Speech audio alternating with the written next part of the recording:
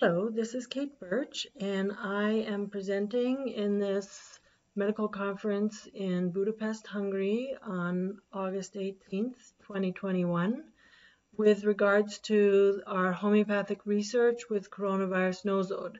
I'm presenting on behalf of Free and Healthy Children International and the other published authors for this research.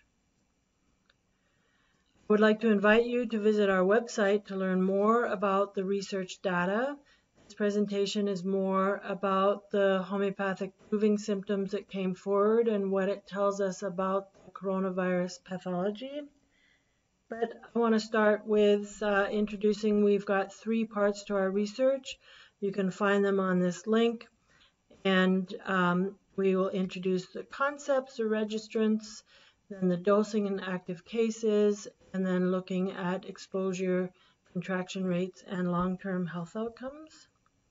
We also have published research, the Shattered Mirror, which is a synthesis of induced and cured symptoms of the coronavirus nosode and homeopathic dilution in humans, came out in the American Homeopath. You can find this on our website. And then we also have determining the safety, effects, and efficacy of coronavirus nosode for disease prevention. And that's in the Similia Journal of the Australian Society of Homeopaths.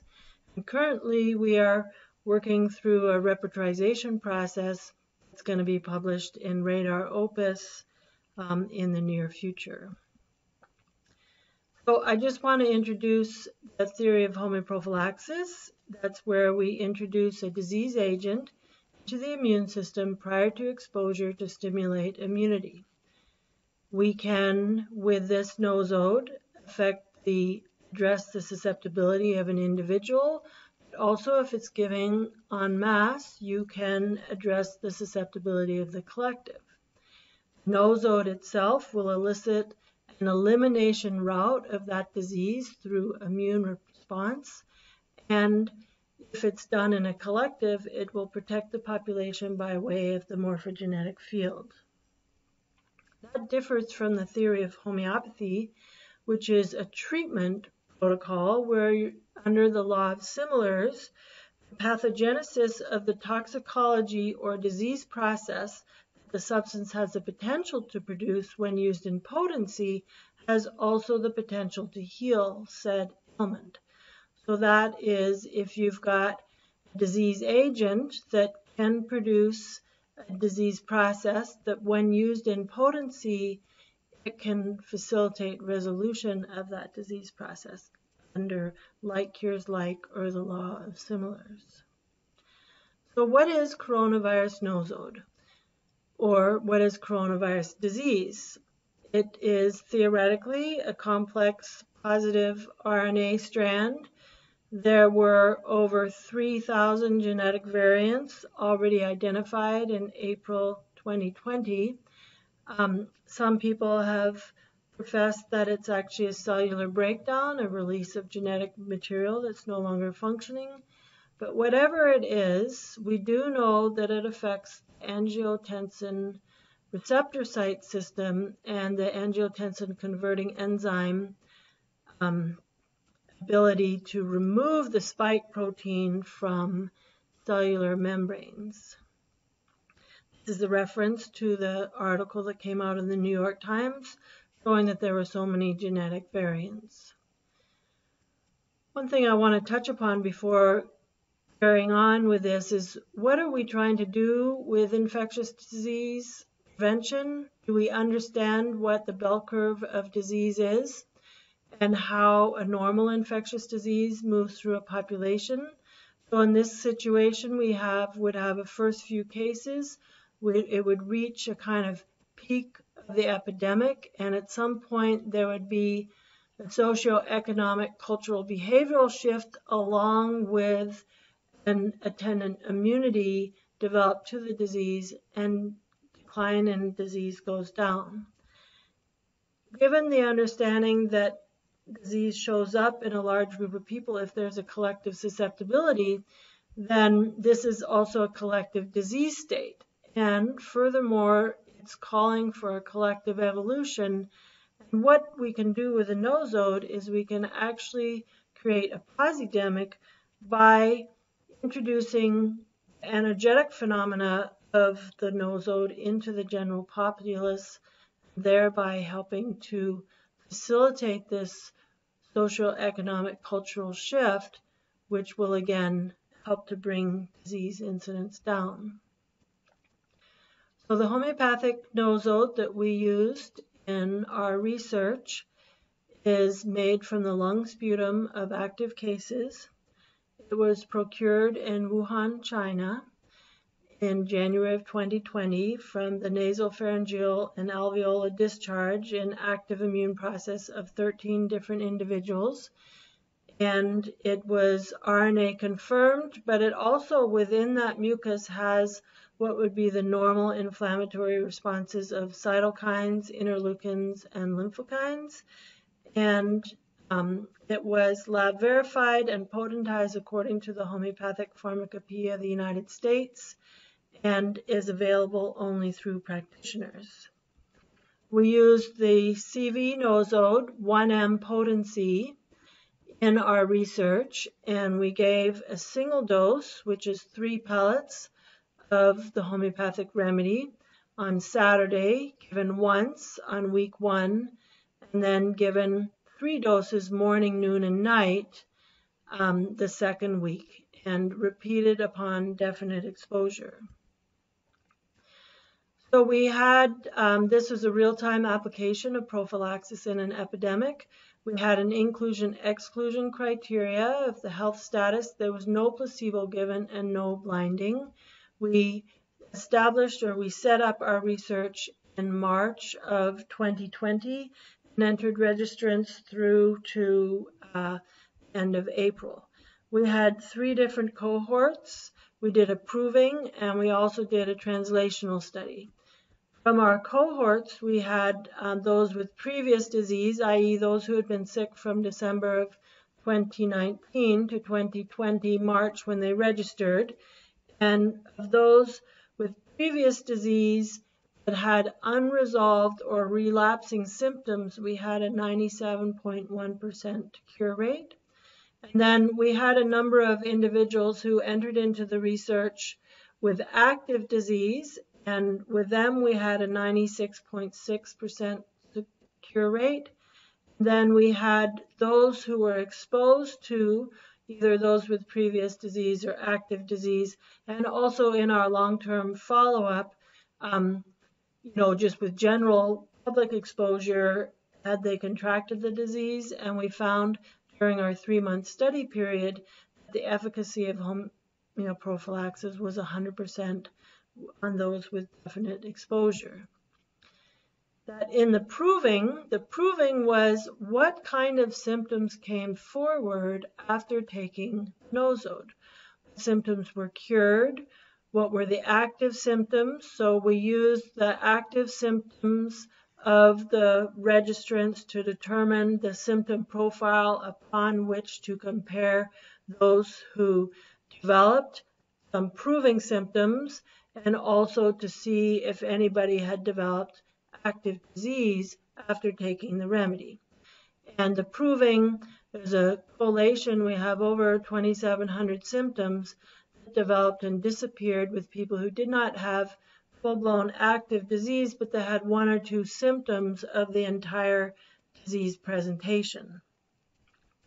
And then we looked at the translational study, which was what was the health outcome, what were the long-term health effects, did they get disease, and were they tested, and what were the results. So to find out more about this research, please do look to those links that I had referred to previously, and you're going to find out there. What we're going to talk more about today is the proving and what we can learn from the disease about this proving process.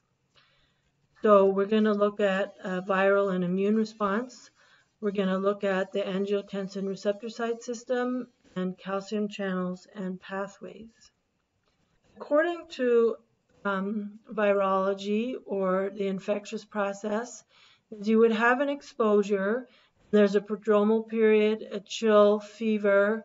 that would stimulate antibody production and then some kind of development of discharge, and it would result in immunity resolution of the disease. And so what we saw through this process of giving the doses, so let's look at this.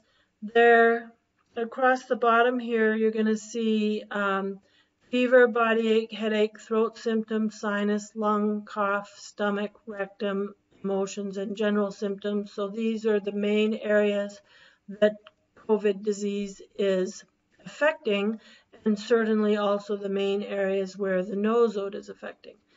And what you're going to see, there were 63 registrants that had active disease. 26 of them had, this is the series 1, had symptoms in these various categories, right? So that's series 1. And then after the single dose was given, there were 314 registrants that developed symptoms or had a change in symptoms. So some of the change was, so series 3, lighter colored, those are cured symptoms of those that were active when they registered at that moment after the single dose was given. And then 37 and 15, there were those total came on, of which 37 resolved. And you can see this is the same. So then it moves to the triple dose, and all of a sudden we're seeing a whole lot more chills and fevers and symptoms coming and going. And through this process of actually developing a fever, you can see in pretty much every other category the difference between the single and triple dose is that the lung symptoms went down, the sinus symptoms went down, the throat symptoms went down, cough symptoms went down. There was a lot of vomiting and diarrhea. Also, those symptoms went down as well. So that fever was what was necessary to activate and capitulate that immune system process towards completion. And of course, all of the symptoms went away. These were just the profiles of during that 2-week period in our 2-week follow-up. After looking at the symptoms that changed and modulated through that circle of disease process, the proving symptoms came forward in these categories, and we've got them described here according to sensations, according to how homeopaths would look at analyzing a case, according to subjective report of individuals, how they might talk about the disease, and it's giving a symptom profile upon which to prescribe the nosode in an active case. So we saw a lot of sensations such as sharp, glassy, sore, prickling, scratchy, burning. We saw a lot of heat, redness, and flushed and dry, and these sensations are happening throughout these organs of affinity. And same with the heat, it was hot and cold in different parts of the body. We also had tightness, stiffness, blocked and congested, a lot of nausea and gagging, bubbling and gurgling and reflux with cramping, and there's a particular kind of tension throughout the body, gas, anxiety. There was a lot of loose stools with nausea and vomiting and pungent stool. And of course, we saw the symptoms of shortness of breath, out of breath, inefficient breath, suffocation, heaviness, wheezing, so on and so forth, wetness and congestion. We had a lot of slight symptoms. Somebody said a slight tickle, a minor cough, a shallow, teeny bit, intermittent on and off. But we also saw increased sleep and deep sleep. There was a profound fatigue and exhaustion that was brought on by the remedy. But also remember that this was done during March of 2020 when the whole world was on lockdown. So after people who had been overworking for days and weeks and months finally actually got to get to sleep. So here's a tally on some of our symptom sensations, and of course scratchy, tickly. You can get this real feeling that there's an irritant quality about this disease. We do have a monogram. We saw that the nosode was able to bring forth fevers, swollen glands, neuralgic pains, rheumatic pains. It was a purgative, an exudative, a soporific, brought on sleep, and an irritant. That means that according to the law of similars, it can treat all of these conditions. These tingling, feather-like. There was also, as a very fast-acting remedy, means that the symptoms came on immediately. Sudden, intermittent, changing, transforming, resolving. There was the weakness and fatigue, and polarized symptoms. So it could be either dry or wet. Some sort of exonerative discharges were set up. Contraction and expansion, blocked or runny, life force versus exhaustion, anxiety and restlessness versus calm and centered, isolation, separation versus community and integration, and we've all experienced these to some degree or another. Of course, the regions of affinity are those areas where coronavirus gets set up. Interestingly, there's a lot of involvement in the nerves, both sides, alternating sides, and we can see some activation of other viruses like herpes viruses, and of course the angiotensin receptor site activation, which we're going to look more at as we move forward. There's a lot of modalities that help us narrow down some things that are better or worse from, and like that in prescribing. But I want to look at this slide here, which is really a lot more about how this virus is interacting, one, on the cell membrane, and two, the genetic material that's within the virus. So there's some action from the coronavirus itself by the spike protein registering with the angiotensin receptor. And then there's these co-receptors that are found in some tissues that facilitate the transmission of the virus within the cell, whereby its genetic material comes out and is to be replicated by the cellular DNA. But we'll talk about this angiotensin in the next slide. What's interesting is that the genetic material that's within the virus downregulates angiotensin-converting enzyme. So the virus is not getting taken off of these receptor sites. And so there's two different kind of processes that happen. One is a viral or immune process that's activating a fever, and the other process is this angiotensin receptor site activation, which leads to inflammation, fibrosis, and so on and so forth, and that without having the angiotensin converting enzyme, those sites will remain active, whether or not you're in a full-blown febrile process, because not everybody has these, or not every cell is taking the viruses to within. And another interesting line of cells are these ADAM17 cells that actually get upregulated, which produce pro-inflammatory pathways here. So let's just talk a little bit more about this renin-angiotensin system. Liver and kidney work together to produce the different kinds of angiotensins.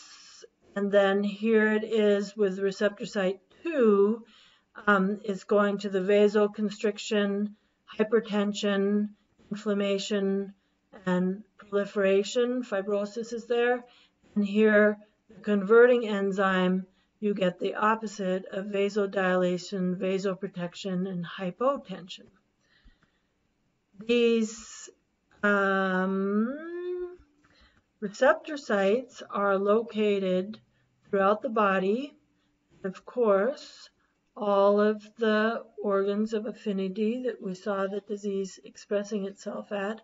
But interestingly, we also see the heart, pituitary gland, thyroid gland, ovaries, and testes and adipose tissue. Those are the highest concentrations.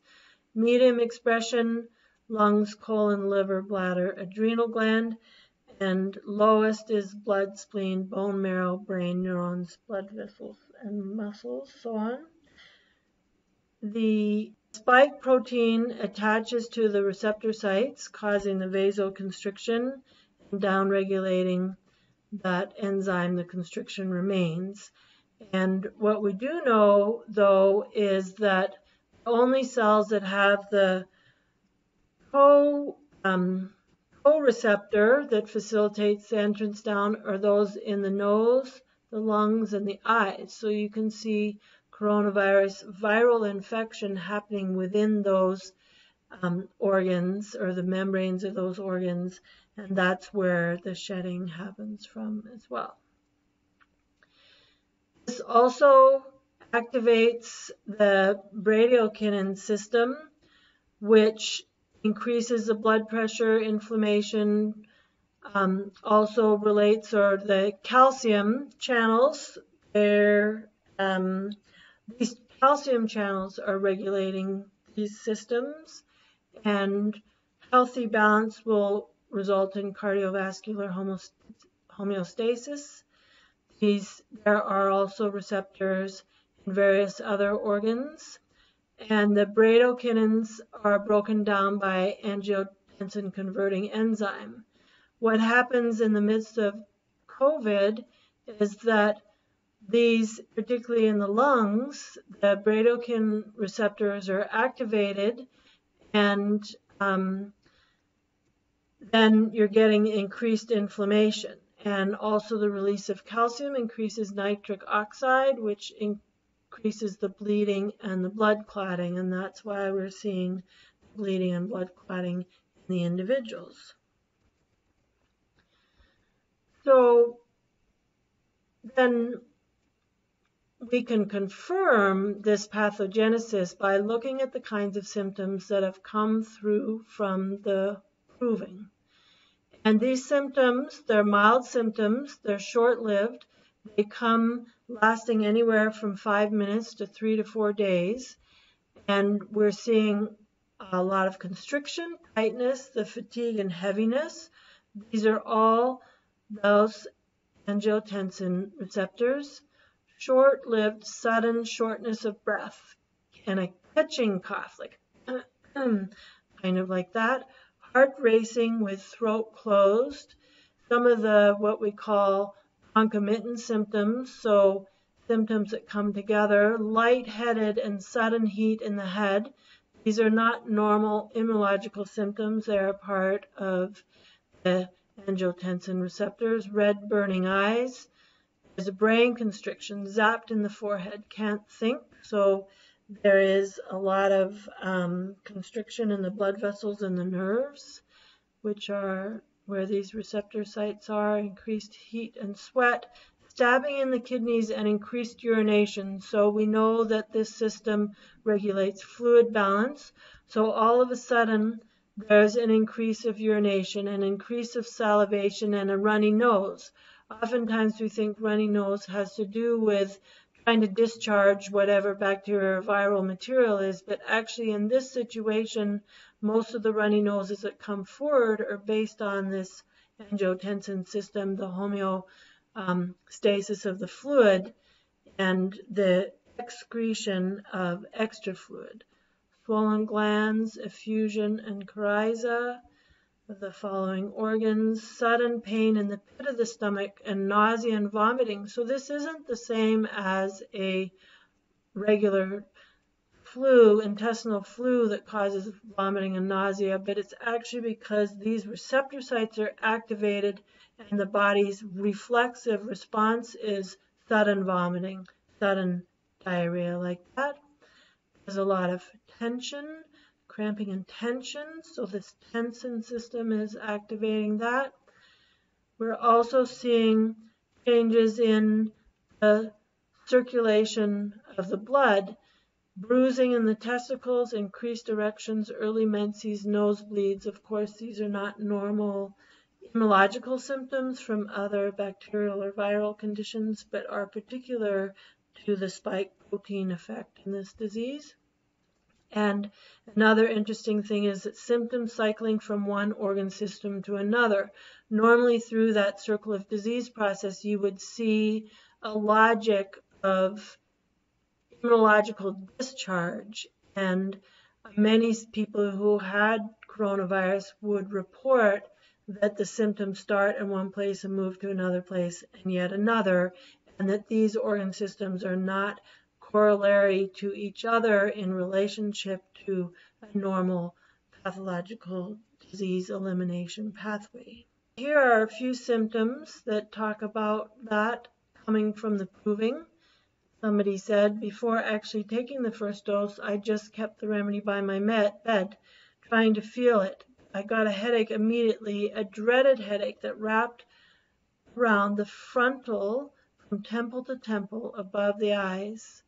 Up here, eyes hurt, felt tight, and a weird ringing in the ears, emotionally kind of scared. Somebody else said, bam, a constant headache came on. And another person said, a constant headache in the area between the eyebrows, feels zapped, a dull headache in the vertex and occiput. So this is attacking right here, the pituitary gland, where it's the posterior pituitary where vasopressin is released that regulates the fluid balance, and oxytocin also, which is affecting parturition birth process. But somehow this virus is affecting these aspects of the pituitary, and we're seeing this much more in those who are exposed to the vaccinated, is that spike protein is shedding. The unvaccinated is then, particularly in women, having changes in hormonal cycle, and it's because of the affinity of the angiotensin system within the pituitary gland and dysregulation like that. So some of the cured sensations come forth. Either my eyes are brighter, or the view of the world outside is so much brighter.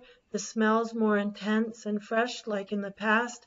It's a real scent of nature. I want to be outside as much as possible. All of the symptoms went away within 24 hours. Profound peace, bliss, awareness, and ability to ground the collective emotions followed. I honestly feel like a different person. This nosode has changed me for the better. Another person said, I have more sense of balance, security that this thing isn't going to get me. And the last person said, paralyzing fear and a deep fear of disease gave way to feeling stable, grounded, being relaxed and happy. At home, cleaning home, a sense of calm and immediate overwhelming peace appears. I'm alert, curious, and excited. And so you can see just from these symptoms here that vasodilation, that relaxation, that the opposite of constriction, obviously the nosode is either upregulating the angiotensin-converting enzyme, downregulating the angiotensin receptors, which that is also possible, and certainly downregulating the inflammatory process that comes on with that. And so I want to conclude, really, as we move through there's so much more to learn from our research and about the possibility of this coronavirus nosode to affect global health, global population. More than that, that as we delve deeper and deeper into the mental symptoms, we can see that individuals who've gone through the transformational process of the coronavirus nosode have also gone through a kind of process that separated them from the constraints that are being forced upon us by nefarious agendas and so on and so forth. I'd like to invite you to go to our website to learn more about our research, and thank you for watching, and I hope that you will learn more about homeopathy and homeoprophylaxis and nosodes and what they can do for your health. Thank you so much.